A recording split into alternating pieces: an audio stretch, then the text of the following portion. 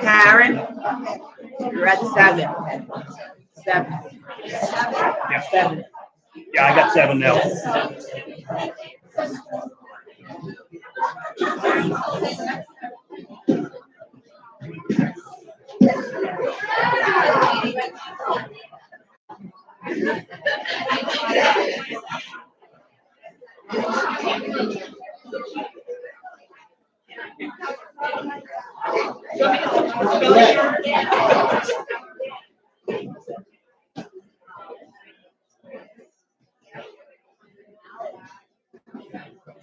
Well,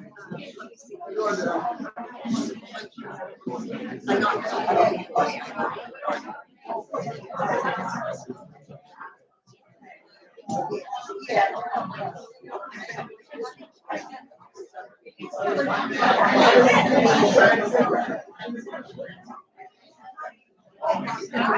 evening. Good evening. I can hear it. It's working.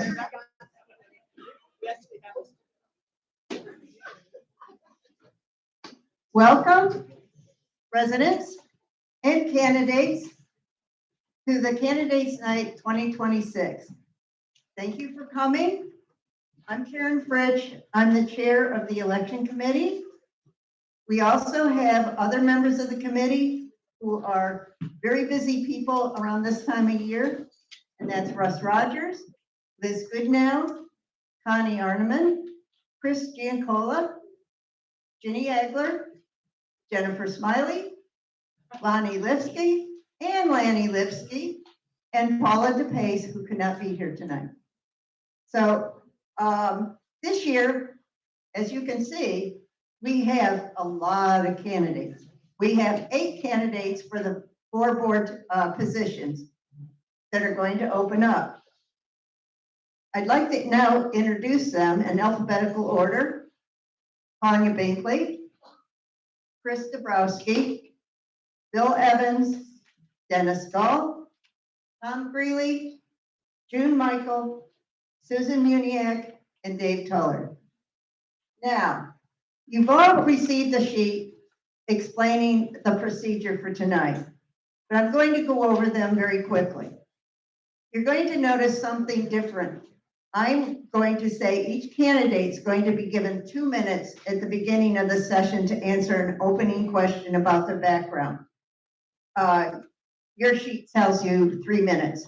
We had so many candidates that we went to 2 minutes and the candidates agreed to that. They're going to have an opening question about their background, experience, and reason for running for the board. This is something that we've asked every year, and usually people have put that on their questions, and so we thought, well, we'll just get it out of the way right in the beginning. So they're going to answer that question. Then for the further questions, they're going to come, that are going to come from the residents, from you all. Why, they're each going to have 1 minute to answer each question. Our timekeeper, Lanny Lipsky, will let them know when their time is up. And he's going to give some hand signals that you all may see, but they are going to know how much time they have left. But if they're in the middle of a sentence, we're not going to stop them, okay? So they can finish their sentence or their thought. The candidates will have to, each candidate will have the opportunity to be the first to get a question. So we will go down the line as far as who answers first to the questions. In order to move things along in a timely manner, we've asked you, the audience, to submit your questions in writing. And that's what the 3x5 cards are that are up at the front table. And we're going to read them to the candidates.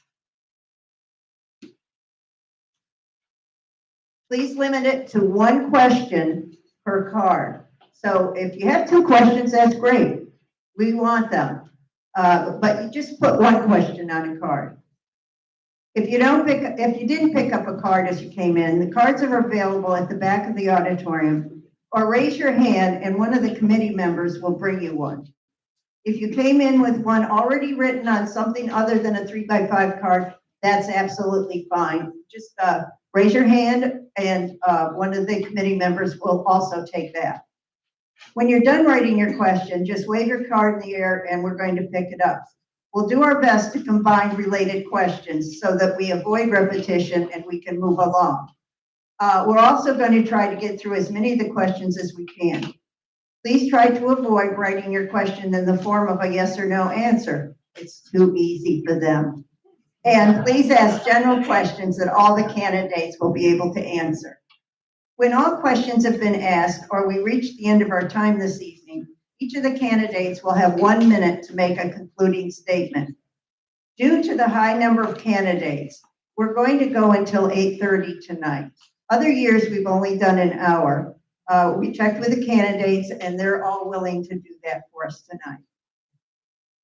Our meeting will then conclude and the candidates will have the opportunity to join the audience for a few minutes to introduce themselves further to you. Okay, y'all ready? Okay, I'm going to start with our first and probably most important question. Remember, this is the question that they get 2 minutes to answer. There's really two parts to the question. The first one is, first, why do you want to be a Timber Oaks board director? And then the second part is, what experiences, background, etc., do you have that would help you to do a quality job in this position for our community? So we're going to start this time with Tanya.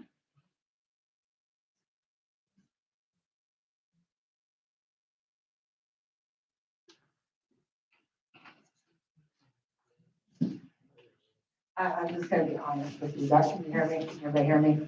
I'll just be honest with y'all, because that's all I can do is be honest. I don't know why I want to be a board member, really. 50 years of frustration and everybody complaining and my complaints going on first, people telling me, well, if you don't like it, you should run for the board. Well, I did. So here I sit, I really don't have a plan. My only plan is to be fiscally responsible. That's what I am in my own life. And so try to represent my neighbors that aren't happy like I wasn't happy. I'm scared to death right now, but hey, if you're not scared, you're not brave. I got a whole lot of bravery and just enough stupidity to sit up here and try to represent you folks. And I hope you will appreciate my honesty, my integrity, and my call for accountability. And I hope I have all your votes. Okay, Chris Dabrowski. It's on. Okay. I moved here in 13 and I started serving the community on various committees back in 13 through my whole time here. I enjoy serving and I have a lot of knowledge in construction, and there's quite often bids for various projects around the community, and I enjoyed the service. Bill? Yeah, I'm running because I don't like what's going on, and we got to be held accountable. We have to watch our finances completely, and there's some committees that I think should be put in place. And I have 33 years of electronics background. I was a supervisor for the DOD, and all I can say is I'm going to do what I can do and push everybody in the right direction. Thank you, Dennis. Well, good evening. I'm Dennis Gall. I've been here in Timber Oaks for coming up on 10 years now. It's a community that I've really grown to love and enjoy. I think things are run pretty well here as far as the board is concerned, certainly in terms of the fiscal aspect of it. I've been with the budget committee recently. I'm going to be joining going to the finance committee meeting at the end of this month and probably joining that as well. My reason for wanting to be a board member is that I want to maintain and continue the fiscal responsibility that I see this board and the prior boards have held to. My background is a lawyer for 20 years, substitute teacher for 15, among other things. I am one of 9 children, and I tell you that because being one of 9 children, you learn frugality. I like to tell people I'm not cheap, I'm frugal.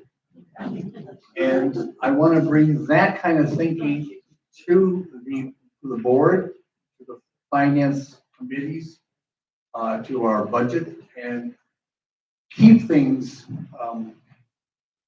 in hand financially. You know, just because we may have the money doesn't mean we should be spending it. Some save it for a rainy day, perhaps. So I want go forward with that in mind. Frugality is my number one motto. Thank you. Thank you, Tom. Hello. I thought I was going to karaoke tonight. Somebody gradually said, take a seat down.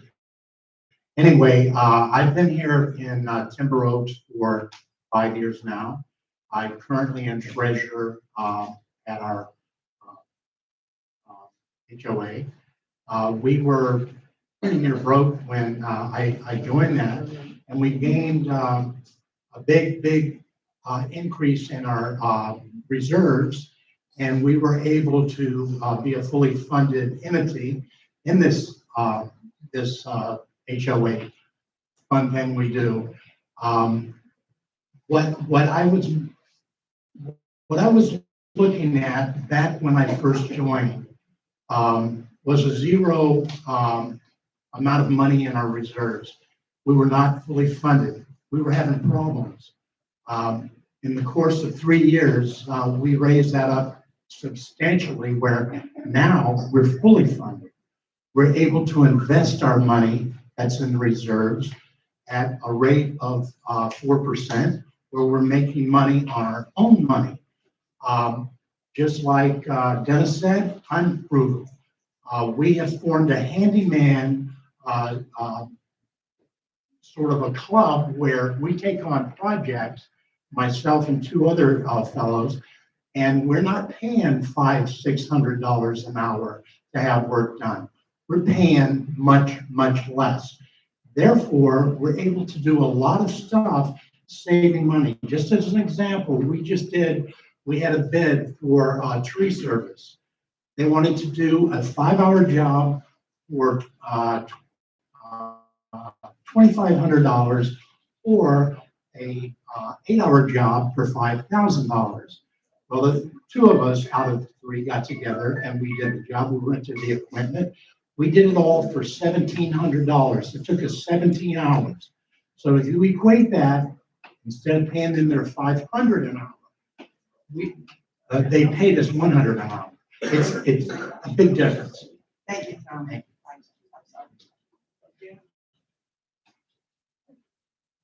Good evening. As Karen said, my name is June Michael. I moved to Timber Oaks back in 2024. Before moving to this community, I lived in Tuscany Villas, Jacksonville, North Carolina, which was an HOA community. I served for 3 years on the HOA board as treasurer, and when I was elected to that board, the HOA was just turned over to the owners. So we had nothing, no funds or anything. And in that 3 years, I had built the funds up by invoicing and being frugal, making sure everything was paid right. I have an associate's degree in accounting from Lansing Community College, Lansing, Michigan. I choose to run for the board because I feel I have something to offer to the community of Timber Oaks. And if I'm elected, I want to work with the other elected board members to maintain the budget and keep expenses low. I also want to promote resident safety and the community beautification. My past work history is from 1997 to my retirement in 2025. I was in construction. I held all kinds of positions, starting with accounting and clerical to project superintendent, safety officer, and quality control on the job sites.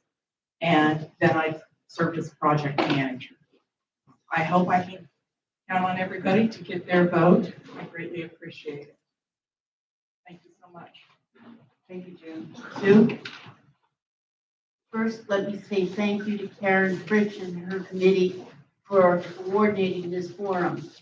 Good evening. I am Sue Muniak. Previously, I served on 2 school boards as well as several other civic boards. Public service has always been important to me. Since 2012, I've served on the Timber Oaks board for 10 years, 9 years as treasurer, and this past year as your president. I believe a board works best as a team, and I made sure every board member had a voice. Decisions were made by the board as a whole, not by one person. Over the past year, we have worked hard to keep Timber Oaks moving forward. We have focused on resident safety, maintaining strong monetary reserves, and establishing ways to generate additional income from our savings. Safety-wise, we installed handrails on the stair and installed bollards in the parking lot. And we are in the process of upgrading our security camera system with better coverage and night vision. We set a goal that our pool and spa would never be down for more than 24 hours. That's why we purchased backup pumps for all the systems. We are constantly looking for ways to keep our clubhouse updated. For the first time since 2017, we celebrated our heroes, the committees, clubs, and residents who give their time to make this community such a special place to live. If I have the honor to serve another term, I promise to continue working hard to maintain our property values, keep our finances stable, and ensure Timber Oaks remains the vibrant, welcoming community we all enjoy. I humbly ask for your vote so that together we can keep Timber Oaks the fun place we all know and love. My door is always open for phone calls, emails, and of course, snail mail from residents. Thank you. Thank you, Sue. Dave? Good evening, everybody. Thanks for coming out. Can you hear me? No, closer. Good evening, everybody. Can you hear me? All right. Thanks for coming out. I know you're here for the same reason I'm here. I'm here to represent you guys, along with me too, and everybody on the board, for making this place what it is, keeping it the way it is, and making it better than what it is. And I've been on a lot of committees, and I volunteer here a lot. I've been here almost going on 11 years almost. And that's why I decided to run for the board, because I think I can do help more by being up here than down there. Thank you. Thank you, everyone. Now for your first question from the residents. And we're going to start with Chris Dabrowski on this question. What ideas do you have to get more residents involved? That's very hard. That's a tough one. Because we used to feed them to come to board meetings. They didn't come. We stopped feeding them. We still got the same residents since I moved here. On occasion, we have more people. It seems that people are more interested in Live Oaks than they are Tosca. Unless something comes up that they don't like. I really don't have an answer. And something I failed to mention is that since there are so many candidates, feel free to ask me to repeat the question at any time. Okay, Bill, what ideas do you have to get more residents involved? With Tosca, you're talking, right? I don't know. I'm going to assume involved with the community. Well, as you know, I volunteer for all the breakfasts and all that, and Veterans Day and all that, and you gotta try and make it fun, and make people want to come out. That's about all I can say is that, you know, they don't want to come to a board meeting, you can't make them. But if you could try and make it fun, then people come out. Dennis? There's not a whole lot more to add to what has already been said. It's like so many organizations, almost anywhere, it seems to be the few that do most of everything. The same volunteers.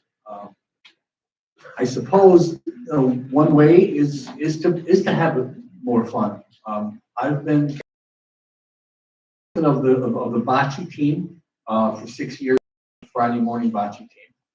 We are a great group, I think.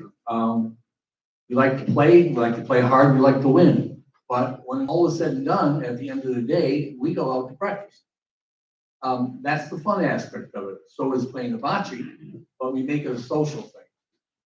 I've volunteered my time at the breakfast as well.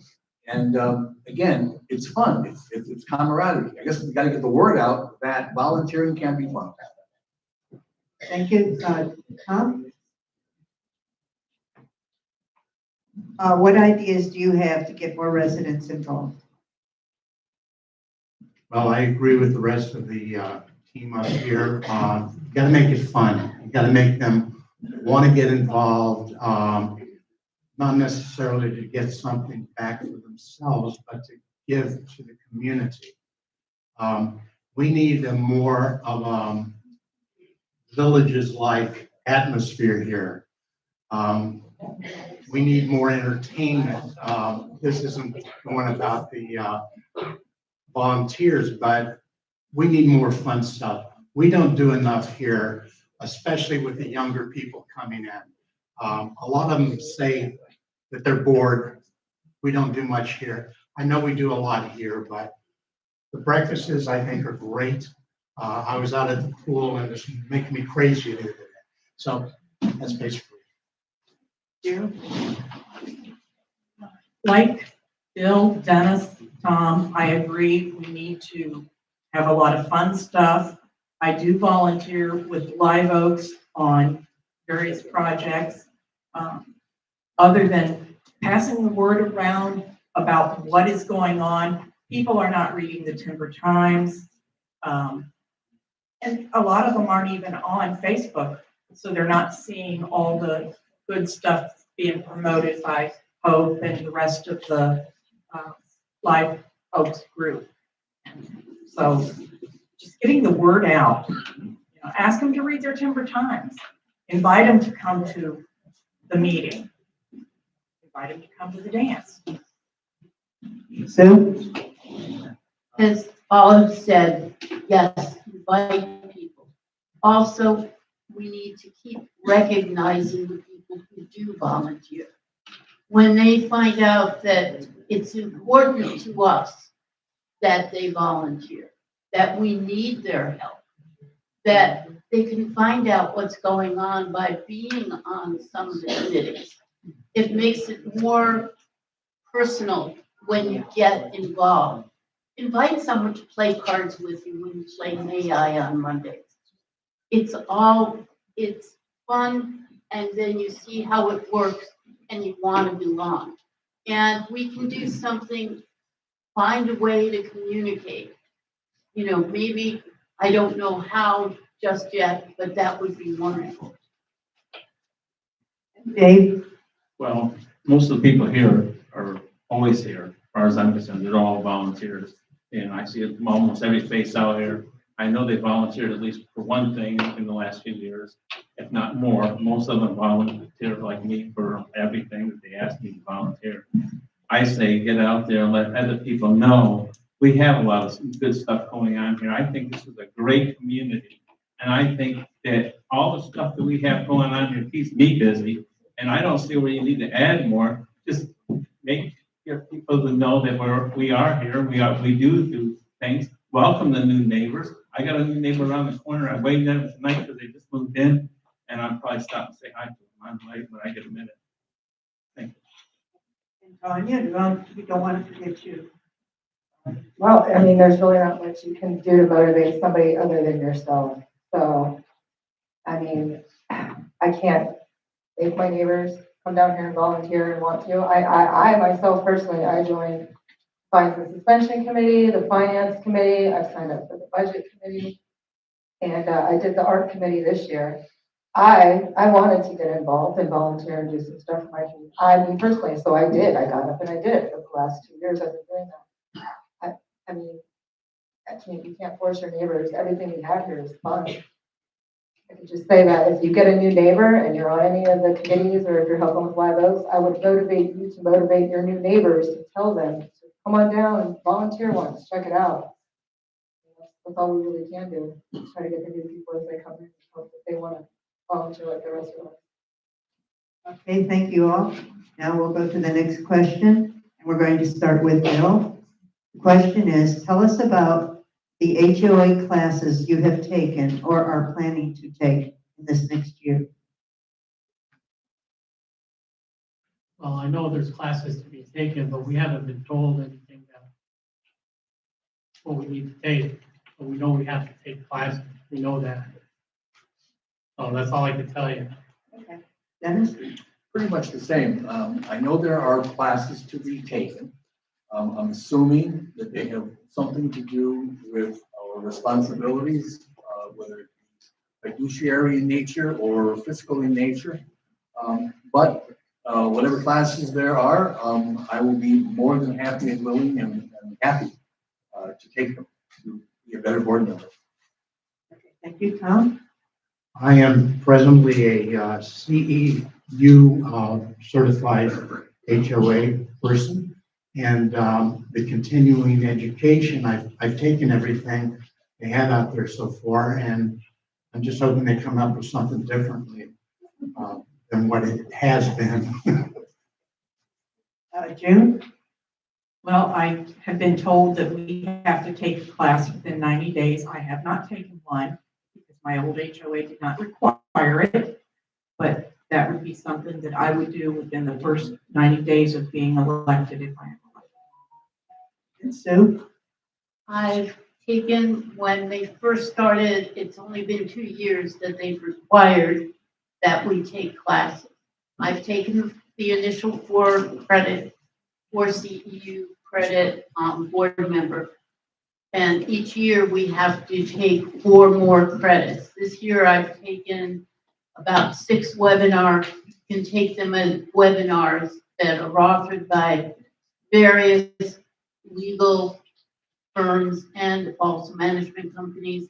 I've taken, I think it's 6. I'd have to go back and count the little certificates that I turn into the office on various topics. And it's a little different for condos. They don't have to take as many credits as HOAs. So, Dave? Well, I'm definitely, if I'm elected, I'll take some HOA classes. I think something everybody should be on the board. Roger? I'm aware I have to take some classes if I'm elected to the board, and I'm looking forward to going back to school. Chris?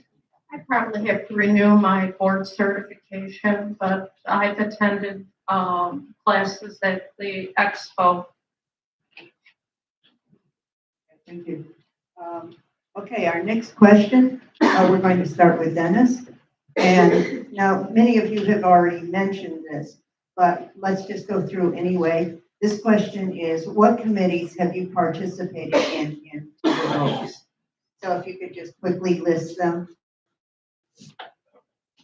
Okay, I was on the ad hoc guidelines committee that met recently.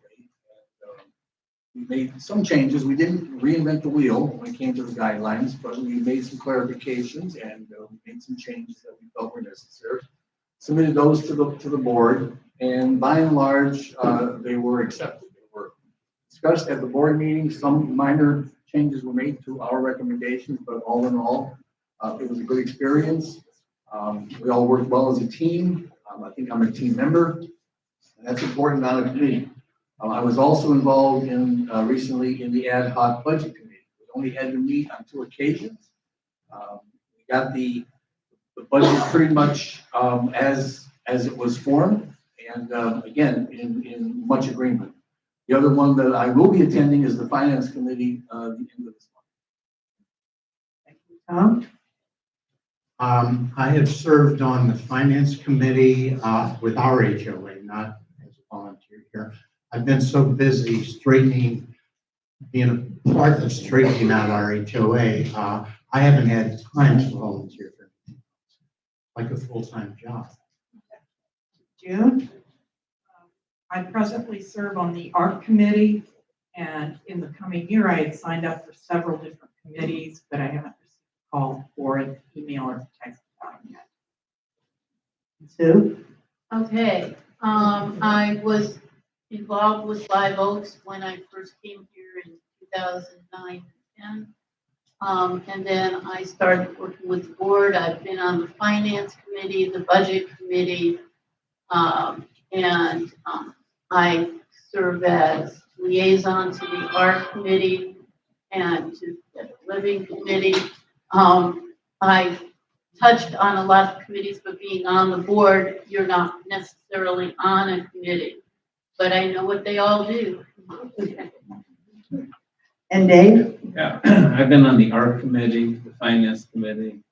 I've been on the finance suspension committee, I've been on the budget committee for like 8 years, I think. I think I got them all. Tanya? Been on the finance committee, the budget committee, the fire suspension committee, the art committee, and I was also on the ad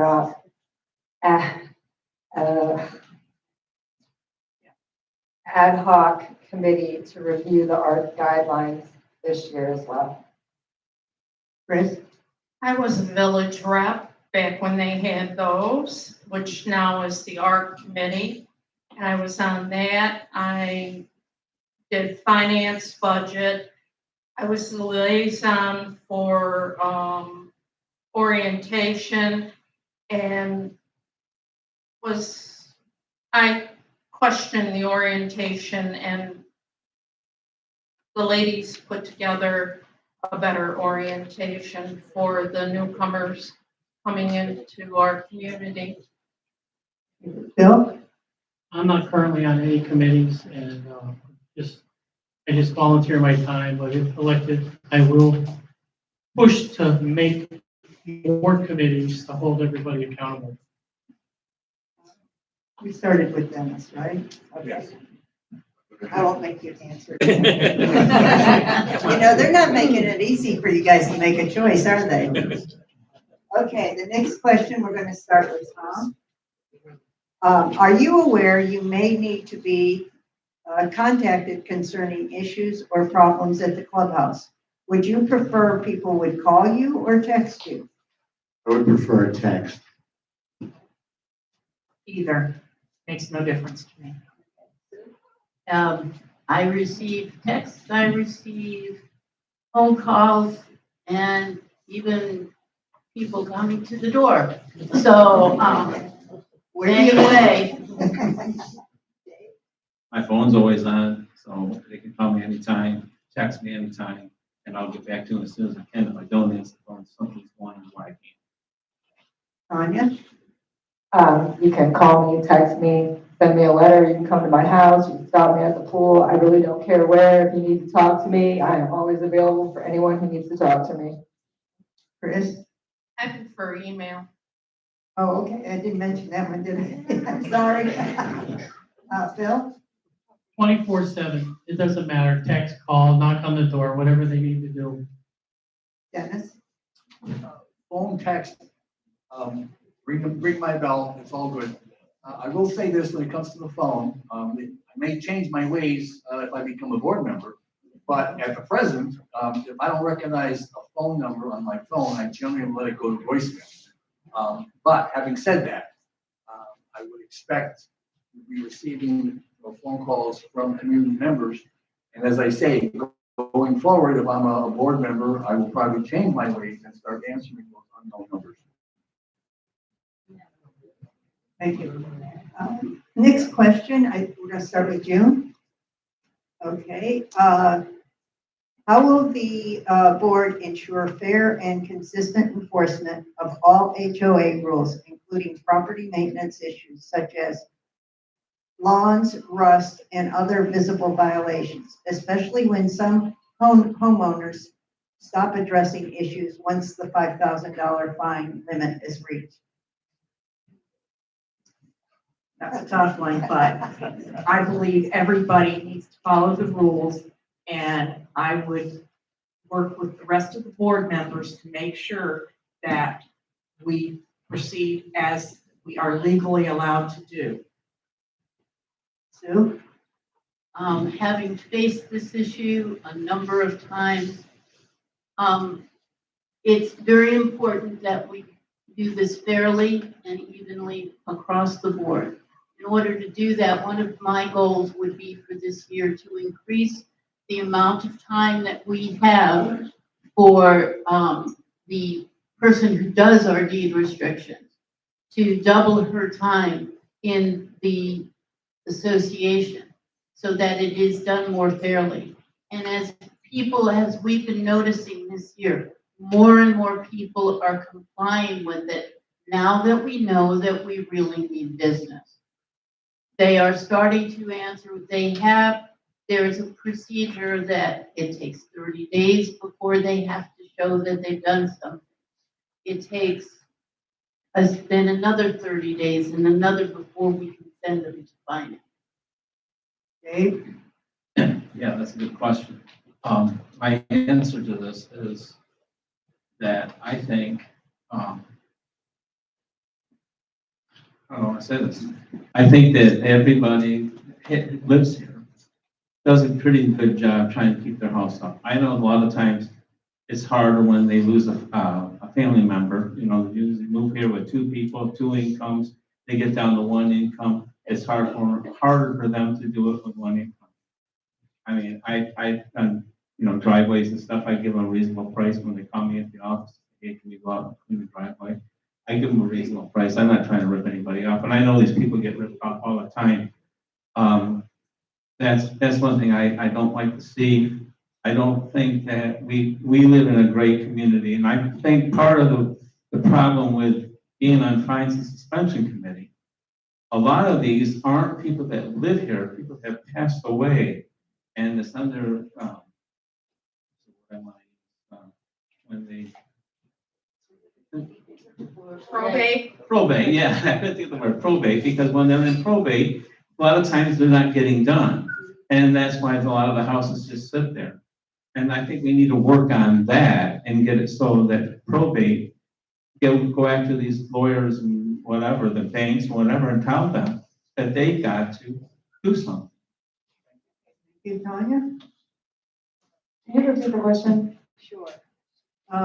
How will the board ensure fair and consistent enforcement of all HOA rules, including property maintenance issues such as lawns, rust, and other visible violations, especially when some homeowners stop addressing the issue once the $5,000 fine limit is reached?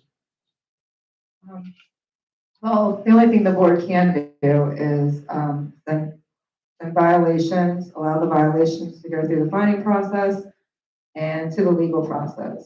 I mean, you can't make your friends clean their room. You can only clean your own room. So the board can only do what legally we're allowed to do in the documents, but we do have an attorney that eventually can't we foreclose on, or I have to look at that. But I think the legal means to get people to comply is probably the way we have to go, because you can't forcefully make your friends clean their room. And Chris? We have a fining system that is what we legally can do, and that's not much more you can do.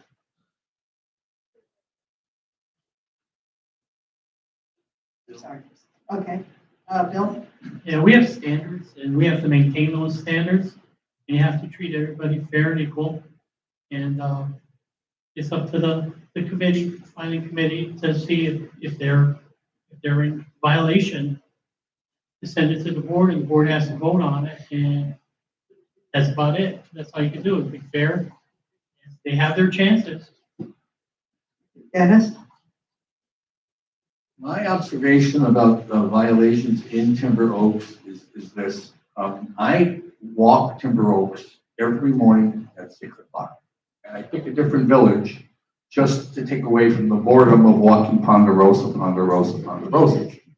And having said that, I get to see all the neighborhoods, I get to see all the houses, how they're maintained and their properties. My observation is not so much that the houses themselves, the structures are not well maintained. They are, and I don't care what community you go through. That seems to be my observation. The problem, of course, is with the landscape. That can be a seasonal thing. That can be you have a sprinkler system, you don't have a sprinkler system. Many things are taken into account when it comes to maintaining your property. In terms of what can we do to further enforce, I don't have the answer for that. We have to work within the law. We only have what we can do under the law, and we do the best we can. The main thing is we have to be fair. We have to be consistent. We have to not pick on people that I have heard from time to time. They get one violation, and then the next month they get another and another and another, and that just doesn't seem fair sometimes. But having said that, that's my observation. We more or less self-govern those violations. I personally don't like violation committees. That's why we keep our areas in pristine condition. We're going through a phase right now where people have taken advantage of the 3-foot rule of planting in front of their homes. Most of that, we just tacked up, we did a blast about what the consequences are if they don't take care of it. And that seems to be working right now. So plants are coming out. Thank you. And we started with you? Okay. My turn. He's trying, I know, Lenny's trying to help me here and I'm just ignoring him. Okay, Sue, we're going to start with you. Okay, Regarding financial matters, most people in Timber Oaks fall into one of two categories. Number one, they don't raise our fees, just keep things as they are. 2, raise our fees to add to improve our amenities and or quality of life. Please comment. okay. It's always a major task when the budget comes up. We try and keep, if the money that we're getting in is enough, we will not raise the dues to do what we need to do. We have permanent improvements that have to be done at certain times because they wear out. We have a schedule that tells us when things are going to wear out, so we have to budget for those. We work with usually an excess budget. The amount we carry over should not be less than what we put in the budget from the previous year, so that we are always positive. We do not want to take and start using all our reserves for stuff that we don't, that without making sure we have enough coming in to keep the reserves straight. Dave? Well, I kind of agree with a little bit of what Sue said, because we do have a budget, being on the budget committee, and we do go by that pretty good. And from talking to the treasurer, he seems to keep a good eye on what our budget is and how we do it, and how we keep it up. And I really don't see why we would have to raise it unless there's a real good reason. I know we've got a good reserve right now, and I know most people here know that. And I really don't see any reason to raise it right away. We just raised it last year. And I think that we do a good job. I think the budget people do a good job. I think the board does a good job when it comes to how they spend. And I can't see anything different. Okay, Tanya? Well, my dad always says you get what you pay for. And if the cost of your electric, your water, your food, your groceries, and your gas is going up, why wouldn't the clubhouse's water, electric, cable, and everything else be going up too? So the cost of everything always goes up, but honestly, the 6 years that I've lived here, it's not a ridiculous increase in our HOA fees, and I don't foresee in the future us having crazy increases, but the cost of electricity is going up every year, cost of water, everything, so. Chris? I think, the board looks out, they're planning on putting in hurricane windows in the building, so it's budgeted that they're not gonna do it today, that within a number of years, they'll have the money, and then they'll do slowly a section of the building at a time. And that's one of the ways that they try to keep the budget low and plan for improvements to the area. Thank you, Bill. Yeah, nobody wants to see the dues go up, but, you know, if we have a disaster or something, the money we have in our budget and everything couldn't replace this building, so we might need to bring it up a little bit. Dennis? We live in a 55 and over community, and I say that because that probably means most of us are on a fixed income. And although everything in our world seems to be going up, gas, groceries, electricity, you name it, we've been at Timber Oaks, and now I've had a firsthand look at the budget. I think it's managed pretty well, and yes, there was a $5 increase.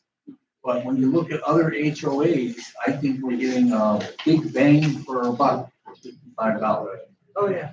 And I don't see any reason to raise it unless the numbers in the budget show there's a need for it. If there's no need, why raise it? Okay, Tom? I like the question. We recently, or I recently went through 5 years of our budget. And I saw no sane reason why our HOA fees were ever risen. I came up with a plan with my financial background to lower our HOA fees. Last year, we lowered them $100.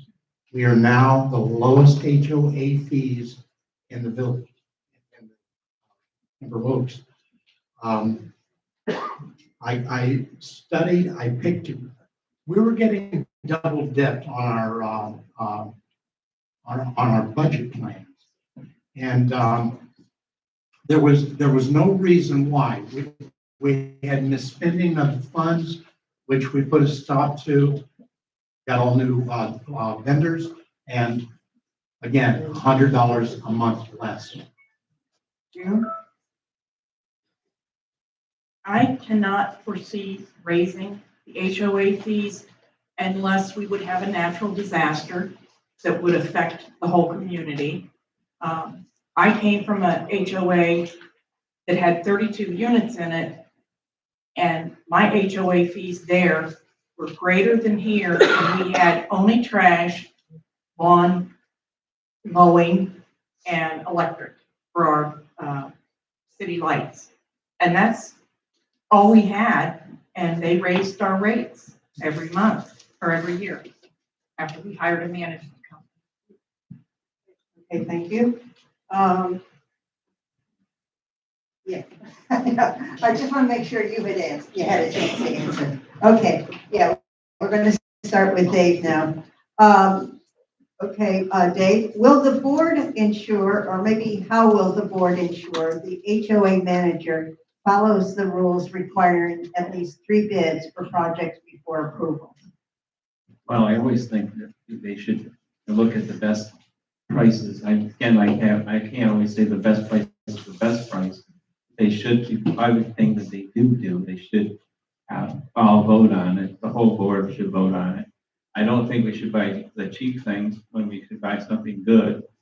And I think we should be held for 3 bids, yes. Can you repeat that question? How will the board ensure, that what they wrote was, will the board ensure, but I'm going to say, how will the board ensure the HOA manager follows the rules requiring at least 3 bids for projects before approval? How the board can do that is, like, the manager is a hired employee.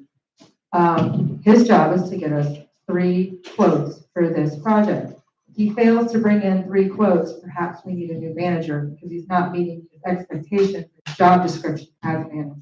But that's what I would do. I would hold his feet to the fire. Do you want this job or not? If you want this job, you better get me 3 quotes. I'm not taking 2, I'm not taking 1. I want all 3 or we're getting a new manager. That's what I would do, because in his job description, it should say that is a part of it.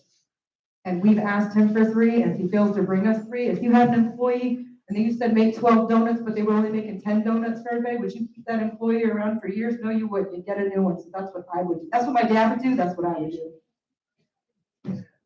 Yeah, Chris? If he doesn't bring 3 viable quotes to the board meeting, then the board has to insist that he go out and find another vendor.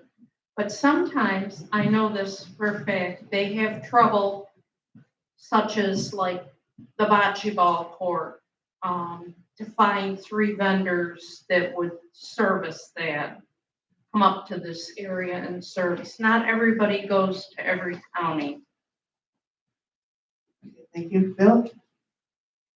Yep, 3 bids, not necessarily 3 cheapest bids, maybe like the pool's constantly breaking. So I would definitely buy the better part. Maybe it costs a little more, but buy the better part so it lasts a lot longer than buying the cheap part because it's cheaper. But yeah, I would hold his feet to the fire, and there's some other things he needs to do. I think I have a job board, so people can go in and see if the people are actually doing what they're supposed to be doing. Dennis? Well, essentially, 3 bids means 3 bids. If you can't get a third bid or a second bid, explain to us why. There's going to be a good reason. And, also, you might have 3 different bids, 3 different price ranges. The cheapest isn't always the best one to take, but I would expect the manager to explain what the differences are between the 3 bids, not just this one's more expensive, this one's less expensive. Why is it more expensive? Why is it less expensive? I want more feedback. I just don't want numbers thrown at the board. These are the 3 bids, pick one. That won't do. 3 bids are absolutely the most important thing you can do. We vet those 3 bids. We don't just take their word how they can do it and how good they are. We call their references. Okay, we don't necessarily go with the lowest bid either. The lowest bid is not necessarily the best. After vetting these vendors and you talk to their previous customers and you see how their ethics are, that's how you choose them. Your management company works for you, HOAs. You don't work for them. Many of them think that they do. We had one recently, we fired him. We have one now, totally happy with. Thank you, Tom. June? I would require the 3 bids, and not only just get 3 bids, they have to be turnkey. There's no leaving off sales tax on a bid. It's a turnkey number that includes everything that they're gonna do, and you want them to be apples to apples, not apples to oranges. Sue? We do ask the manager to get 3 bids. But as Chris said, sometimes it's more in the past than it is now, that people did not come up to Pasco County. You can find something here but not there. Also, there are some things that are specialties, like piano tuning. When we had a piano that needed to be tuned, the old pianos that actually needed to be tuned, we couldn't find a piano tuner. We found one, and we have to do all the other checking, such as their workman's comp, all that has to be done and vetted before we go ahead. And we do ask for 3 bids, and we do ask for references, and that's it. All right, the next question, and we'll start with Tanya. And it is, what is your stance on the jasmine fence and the tree trimming on that fence area?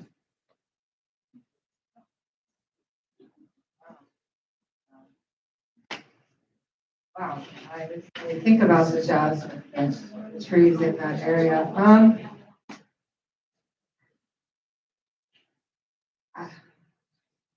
The trees, if they're on your property, I feel the residents should probably have to take care of the trees. As far as the fence, I would want to look back at the original, when this neighborhood was platted. Did the association put the fence in, or did the residents put the fence in? Based off of that is probably how I would make my decision. If at the time residents were allowed to do it and the residents did it, then we should still follow the residents. But at the time of Tosca, Timber Oaks put that in, then that should fall on us like the wall that we paint every so many years. That is our boundary wall. So I would have to look at how everything was originally platted when they built this and who originally put the fence up. Really decide. Thank you. Chris? Read the question. Oh, sure. What is your stance on the jasmine fence and the tree trimming on the fence area? The Jasmine fence is owned by the homeowners, and it is 3 foot onto their property. So they are responsible for trimming the tree over the fence. Bill? Yeah, the fence looks horrible out there. It's not really good, but we really can't do anything until they put in that walkway they're talking about putting in. Goes from 19 all the way to Little Road. Once they do that, I think maybe we should look at having the white plastic fence put up or concrete or something. Because it doesn't make the community look good at all. Dennis? Well, we all know that the appearance of the Jasmine fence is not the best. You look across the street on the other side of Jasmine, they got that beautiful vinyl 6-foot privacy fence. Looks great. Our problem is that Timber Oaks does not own or maintain the fence on our side. That's up to the homeowner. I would think that at least what we should be doing is checking the condition of the fence along Jasmine. And if it's starting to crumble or it's out of line, it's out of whack, maybe they should probably get a violation notice, much as any other violation in Timber Oaks. That would be my answer going forward, because I don't have an answer for what I would love to see is a vinyl fence on our side, the same as it is across the street. That's a whole other ball of wax. Tom? The Jasmine fence is very ugly. It should be the responsibility of the homeowner as well as the limbs that hang over it. June? I have to agree with Dennis that it needs to be replaced, and I would like to see the vinyl fence because it's pretty. I mean, and it doesn't weather like a wood fence does. And as far as trimming the trees, that is the homeowner, because they're, even if they hang over the fence, they still belong to the homeowner. Sue? Okay, I can give you a bit of history with the Jasmine fence. We've been through this. Anyone who's lived here more than 10 years knows the story of the Jasmine fence. But the first part of it is that we do not, Timber Oaks does not own any of the property along Jasmine. The association across the street owns about a 3-foot wide strip of land that runs behind everybody else's property up to the county's property. Now, we don't know what's going to happen when the county does put in the walkway, because it will be on our side of Jasmine at that point. We are keeping in touch with the county so that we can work on the entrance into Maricopa, which could use a good bit of work to be able to see the cars. So we are aware of it, but it's not ours. Dave? Yeah, I kind of agree a little bit with Stu. If you've been here long enough, you understand what happened with the fence. There was one guy over there, he no longer lives here. He went to everybody on that fence because he lived on that side of the fence, on that side of the road. And he got everybody that lived there said they wanted the vinyl fence. One person, no, 2 people on the board that voted it down because they said there might be somebody that won't get the vinyl fence. And if they didn't get the vinyl fence, it'll look like a clothesline. And I'm all for the vinyl fence, but now I'll tell you, I don't know if you've looked at the steel fences they have out today. They are really nice. And I would almost think that would be the way to go. It would last forever. They'd never have to fix it again. It'd be done. And it might cost a little bit more money, but if they're all for it over there and along that, because that is their fence, they do own it. I think if they want vinyl or they want steel, they should have it. And for the trees going over the line, I have to agree that, yeah, that's part of the responsibility, like anything else. Okay, thank you. The next question, we're going to start with Chris. What do you see as the greatest need for Timber Oaks? And how would you address that need? our landscaping,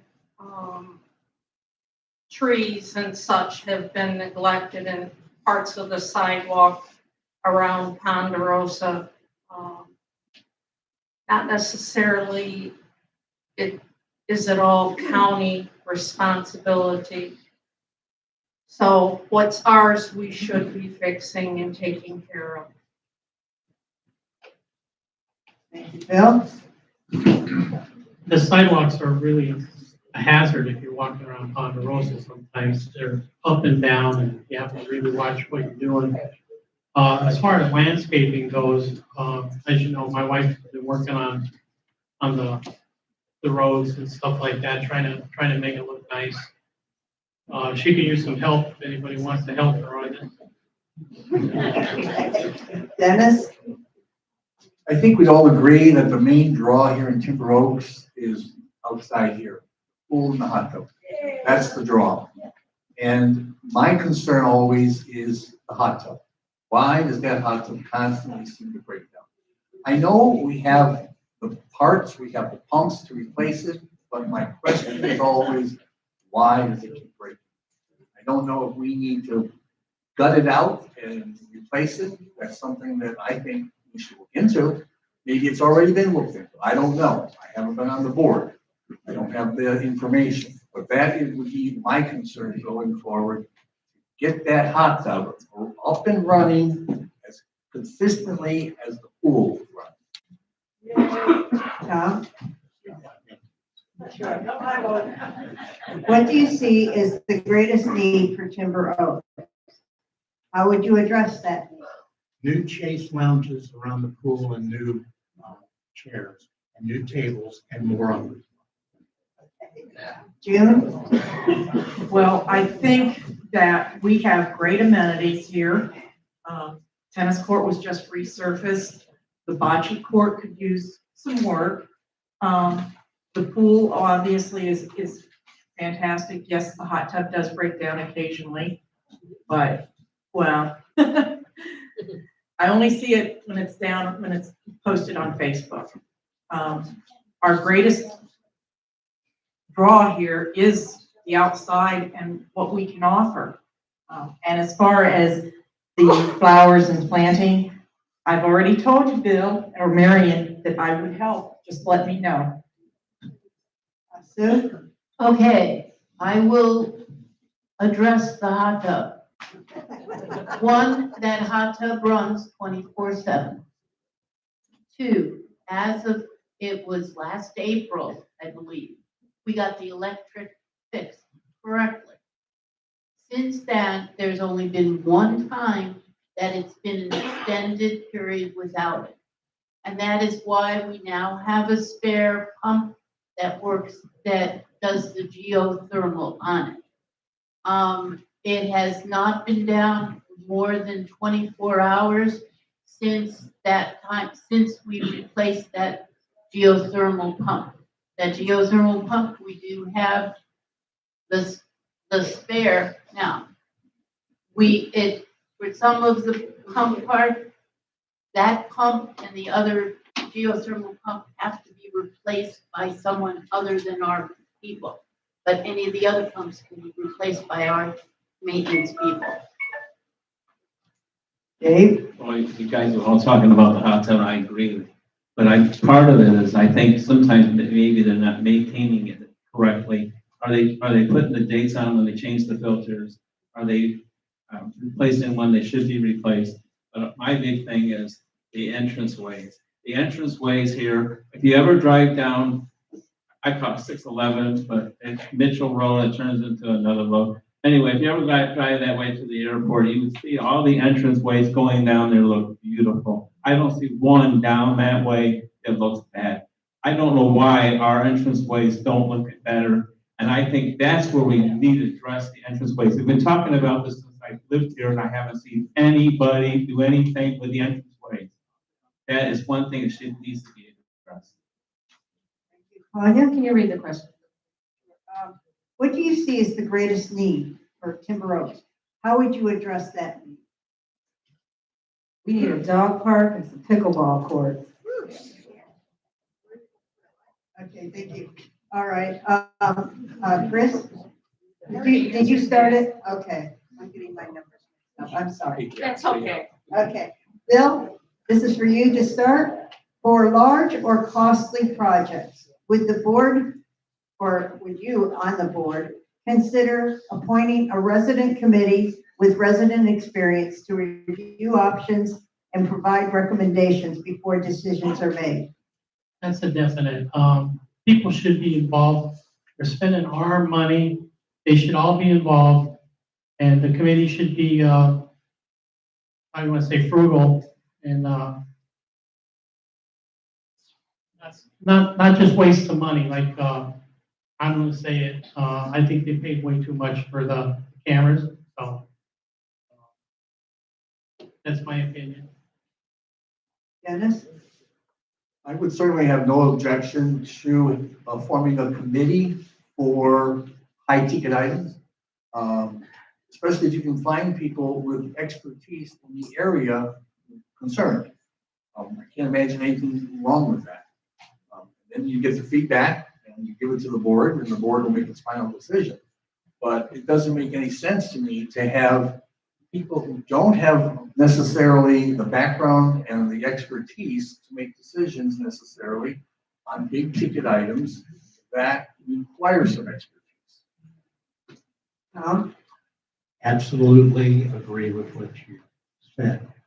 High ticket items, I heard about, somebody is gonna be borrowing a great deal of money to put roofs on and passing that on as a, assessment to the homeowners.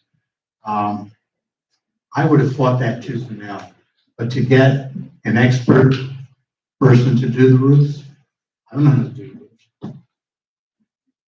You? I think a committee for the high ticket items is a good thing, but the people on the committee need to have experience in what they're researching and promoting. Sue? Okay, I will go back to the hot tub. That was a committee, and it was a resident who had previous electrical experience who guided the board on how to fix it, which kept breaking, and it wasn't until we had an experienced electrician come and fix it. When you have a committee, if the committee, the members on the committee have current experience, it makes a difference. When you have people who have been out of the industry for 10 years, and they might be master electricians, but in 10 years, electricity around here has changed. So that is why we look to outside to see what the companies recommend.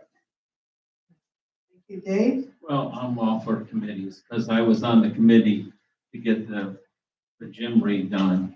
And when I was on that committee, before they came to me and I told them if they're gonna have a committee, I'd be more than welcome to get on it, because I had experience in the gym. And they were gonna spend $45,000 on equipment that they wouldn't even, it was not for what they needed in here. I ended up getting a good committee. I had one guy that was on there that, there was actually three of us that were on the committee. We all worked together. We got good bids. I ended up saving $10,000 because of having a committee. I understand sometimes after you've been out of work for a while, things do change. But I think there's a lot of new people that come in here that maybe just got out of doing that job, like electrical or something. And why not? Why not have committees?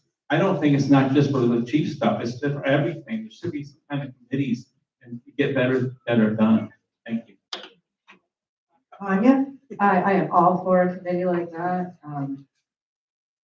Whenever I don't know anything, I call my dad, because odds are that guy knows it, and if he doesn't know it, he knows the guy that does know it. I will get the answers, so I'm not walking around talking about things I don't know about. I've got source. So I think we should have already had a committee like that in place for years now. We have several residents in here that have wonderful careers and industries that I have no knowledge of, but could have helped us in the parking lot, could have helped us with the roof, could have helped us with the pool, could have helped us with the cameras, everything in between. So if I am elected to the board, that is one of the things I was going to push for, was to set up, to ask residents if they would like to volunteer their time, their service, and their knowledge of their industries. Give us a list, let us have it where we can call you if we need to call you. And that would be another way to get residents more involved with volunteering for the community, because they can volunteer their professional services to help us make decisions with projects in the future. Chris? Back in, when I first came, I was on the maintenance committee, and we got the bids for the flat roof above the kitchen and had the air conditioner put up on a extension off the roof because it was sitting directly on the roof, and got the bid cheaper than the interim manager that was here at the time. All right. So we're going to start with Dennis for the next one. Okay. I'm trying to add to this. Let's see. I guess they want your thoughts on, will the board keep video recordings running during the resident public comment portion of meetings and remain present until the public comment is finished? So I guess what they're, I don't know what the process is at present. If it's not running during the open comment, I think it should be running during the open comment. But there's no reason not to have that on video like everything else.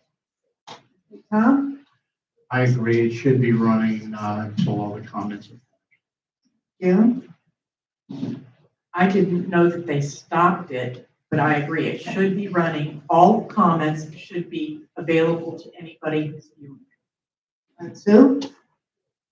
I think the comments should be heard, and also I think, and you will find this past year, the board members all stayed, even though the meeting is adjourned.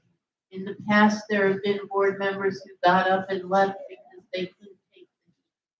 I'm sorry, we sit up there, and yes, we are targets, but it's to us that we need, if they're going to be angry at us, fine. We can sit and say, thank you very much. We can ignore them if we want to, but we should be up here and listen. And are you saying that their question is, the other part is to keep the video running? I said yes. Okay. Dave? Yeah, I do agree. I don't know why they turned it off, because, and somebody told me this, and I didn't know it until I wasn't here one time and I watched it myself, so now I can say yes. And they shut off during an open forum. I don't know why you would want to turn it off during an open forum. That's when people get up and talk about different things, and that's where things get done, is the open forum. Because that's about the only time we do get a chance out in the audience to talk. And so, yes, I think it should always be on, never off. Tanya? I love me some transparency, so yes, it should. Every resident's voice should matter, and them cutting that off says that any resident that steps up after the meeting, their opinion and voice does not matter. So yes, leave it on. Total transparency, total accountability. Chris? Yes, it should be on. And Bill? Yes, it should be on. All right, we're starting with Tom now. What do you believe are the top 3 challenges facing our community?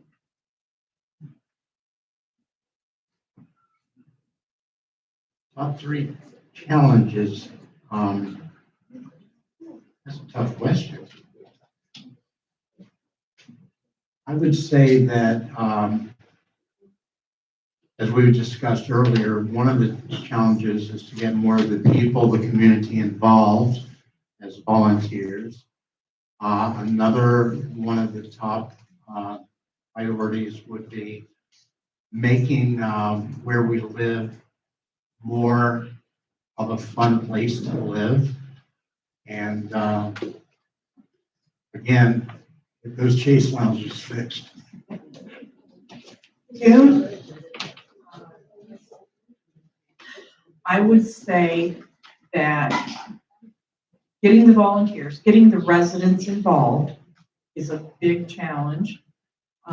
It's also a challenge to get the county to come out and repave our roads, our streets, because they are in terrible shape. Coming from the construction industry, I can tell you that 1 inch of asphalt is not enough to support the trash trucks that come through 5 days a week. And the third one would probably be consistent maintenance. Sue?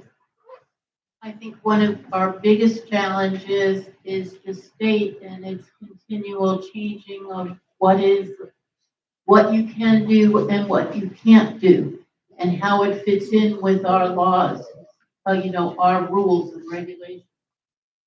The other is making sure that we keep our money and where it needs to be, keep our reserves fully funded, keep our assessment as low as we possibly can without losing what we have. And the third, again, community involvement and knowledge, getting the community aware of what actually they can see, such as going on to Vantica, which is part of the our management company website. Dave? Yeah, I brought this up in open forum back in December, that I would like to see us get together, and we did this before when they wanted to bring in lower income housing out here on 52. And I asked Sue and the board if we could get together and get it in the Timber Times, get it out on the community boards, and all go in February to the meeting, the meeting at the county meeting, and see if we can't do something with stop signs. If you go out on Jasmine, they have one of those flashing lights. Why can't we're over 2,000 people that live here. If you live in Monterey, and Dollar Lake's another one that they have a bad corner there in Dollar Lake. There should be some kind of a flashing light to slow the traffic down and give them back down to 20. I think lowering the speed limit to 25 miles an hour. I think putting stop signs, freeway stop signs at all entrances, all main entrances would stop a lot of people coming through here that don't live here. And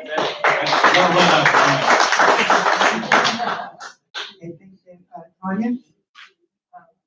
Well, the sidewalks around Ponderosa, that's one thing that I would like to see addressed, because of slips, trips, and falls. Like, we need to figure out what we're gonna do with that, get that stuff repaved. A lot of areas where it's like unlevel and even. The roads in here, a lot of them definitely do need to be paved. Definitely an issue. But mainly it's just maintaining this building and the pool area, keeping that in working order for the residents. That's pretty much should be our main priority, is to keep that functioning to the best, keep it functioning as best it can. Yeah, maintain the pool and stuff, sidewalks, because those are things people use. People walk, people swim, we drive, so. Chris?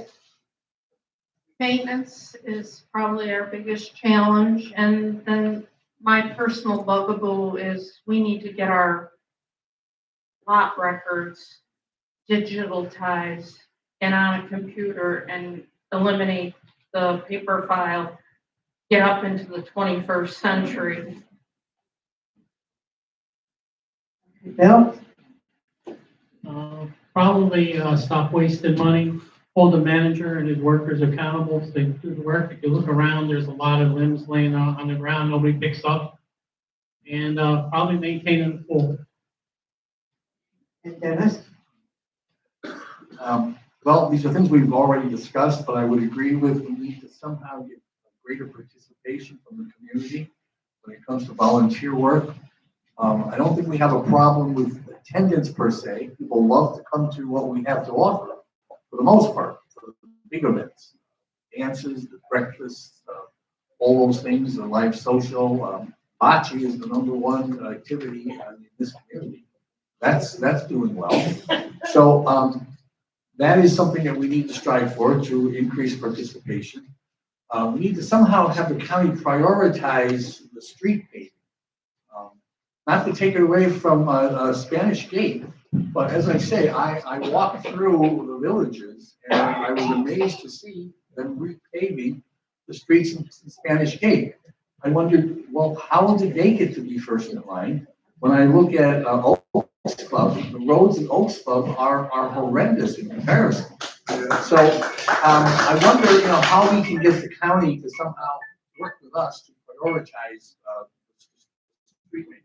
The other thing, very quickly, is just to maintain the financial stability of. You started it, right? Okay. We have time for one more question, and then we're going to let them do their 1 minute wrap up. So you're almost off the hook. Okay. And by the way, we had more questions than we've had time for. So if your question wasn't heard, why, please take the time and go to your candidate and talk to them about it. Find out how they feel about it, or what they would do about it. And I'm sorry we don't have more time, but I'm sure you don't want to keep sitting here. We could be here a long time. So thank you. And so let me go with the last question. And wait a minute, before I do the last question, I have something to help Debbie with. If you have not gotten your ballot yet, and you have an away address, why, wait, because it's going to get forwarded to you. If after a while it doesn't come, why then go ahead and go to the office and they will give you another ballot. Did I do that right, Debbie? Okay, thank you. All right, last question, starting with June. Do you have any experience, or what's your experience in conflict resolution? How would you handle differences between the residents and the First thing I'd ask is everybody calm down. Please calm down. Let's talk in a civilized manner to each other and understand what each person's point is. Try to work it out that way. Can you read the question Oh, sure. again? Just what's your experience with conflict resolution? How would you handle differences between residents and the board? there always will be differences between the residents and the board. But if talking calmly, explaining the reason why, I had a letter from a resident talking about a dog park and kind of got a little carried away talking about it. She had written a letter to me and actually to the whole board. I came back and I wrote her a letter saying, we've looked at it, the problems are this, and this. Would you want a dog park in your backyard? Kind of thing. She wrote back to me again saying, thank you for explaining why. And it was just the matter of being friendly, yet know what you're talking about. And that's the most important part. Know what the rules are in talking about it. Okay. Yeah, I think that everybody has just as much right here. We all pay the same dues here, and if they have a question that needs to be addressed, it should be addressed. Looked at in a fashion manner. Tanya?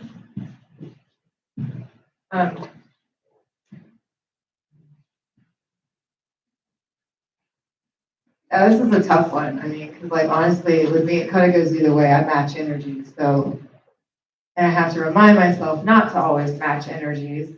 But honestly, if you ask my husband, I'm one of the most compromising wives that probably walk the face of this earth. Everyone laughs, but listen, I don't yell at arguing for nothing, man. Like, I compromise on a lot of stuff. Half the stuff I've compromised, I've changed myself more in the last 24 years than my husband. And I made every one of those changes to make my husband happier, to make my marriage better. So I am probably one of the most compromising people ever, but I have a problem where if you come at me with lies, I'm just not going to be nice because I don't like liars. Come at me like a bully, I'm going to bully you right back. I don't really like bullies, but for the most part, I listen to what people say, and I really try to think about other people and their feelings and their opinions. And listen, as long as I don't have to pay for it and it's not going to hurt me, I'm usually pretty like flexible, and I will compromise and I will see other people's point of view. Chris?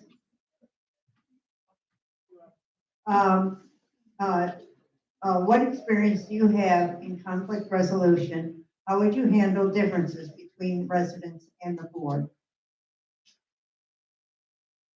Yes, I have experience in conflict resolution. I was nursing supervisor for 32 years. So there was a lot of conflicts, patient family, to nursing staff and employees. Conflicts between the residents and the board. It's just explaining your position and listening to theirs. Bill? You have to be respectful. You have to listen, really listen. When I was a supervisor, I had 50 different personalities that I had to deal with every day.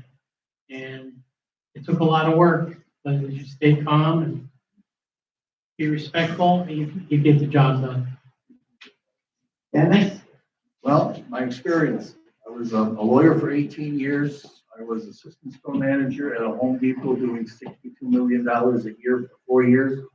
And I did substitute teaching for 15 years, grades K through 12. So you want to hear about conflict? But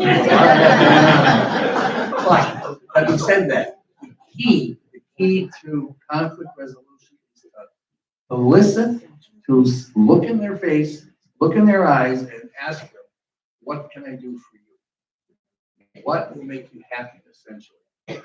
Listen and try to help them out. I don't do conflict resolution. I have a wife that told me not to ever get in conflict and try to be resolute. So I turned over to her. Okay, so we've reached the end of our questions. We are going to now give each candidate 1 minute to conclude. So we're going to start with Sue. Okay. Yeah. I would hope that you would consider voting for me simply, if nothing else, for the experience that I bring to the board. If you look at the board, there are 3 other people who will be on, that are still on the board. 2 of them have only been on the board for 1 year. One has good amount of experience also. I wouldn't deny that, Rick. And I have good knowledge of our documents as they are and how they have changed. And I think I get along with most people. And I do believe in teamwork, and if without teamwork, it goes nowhere. Yeah, the reason, for one, like, being a volunteer, everybody, as far as I'm concerned, everybody's great being to everybody, because everybody here I know volunteered at least once, and we're all volunteers, and to be up here and want to do this job as a volunteer, and I just think that I have a lot of back assets that I can help make things better than what they already are. Well, all I can do is offer to be my honest, true, transparent self that I am, and try to hold people accountable for things in the future that get messed up, projects. man, honestly. Like, I don't know. I mean, I'm not up here for myself or my friends. Like, I mean, I'm here to serve you guys. I don't have some clique that I'm gonna run their agenda. I'm not running my friend's agenda. I'm here to run y'all's agenda. If you don't tell me what your agenda is, I don't know what to do for you. I'm here for you guys. Like, honestly, I think of a million things I could do with my time other than this, but I said, well, you know what, let me give it a shot, see what the people need. If you guys don't need me, that's fine too, you know? I mean, I have a life outside of this place, but I really honestly just hope that you want somebody that's gonna sit up here and not lie to you. It's gonna tell you when somebody's bullshitting you and shoot you straight. If you don't want somebody to shoot you straight, vote for whoever, but if you want somebody that's gonna shoot you straight and be on your side, I'm your guy. Chris?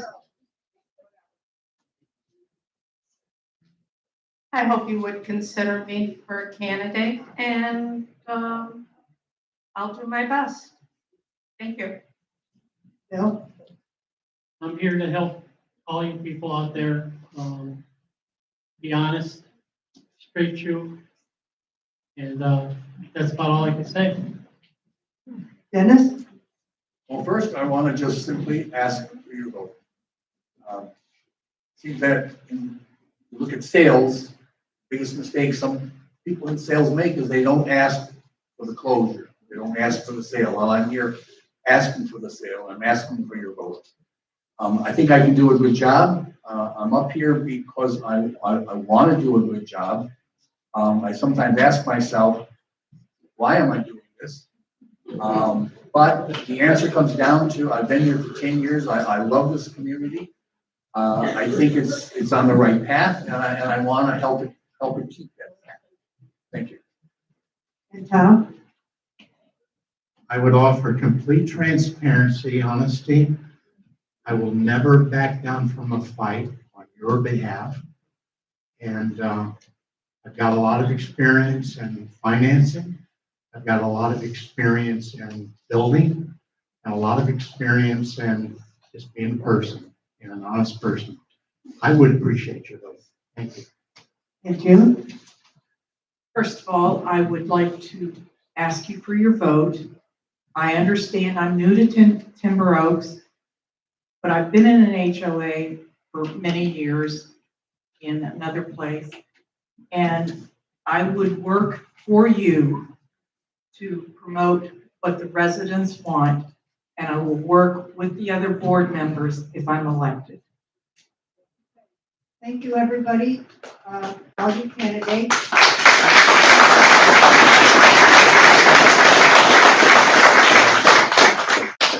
Give yourself a hand. Thank you all for Mary, good night. Mary, can I add, thank you, Debbie, for coming in tonight. I think Debbie deserves it.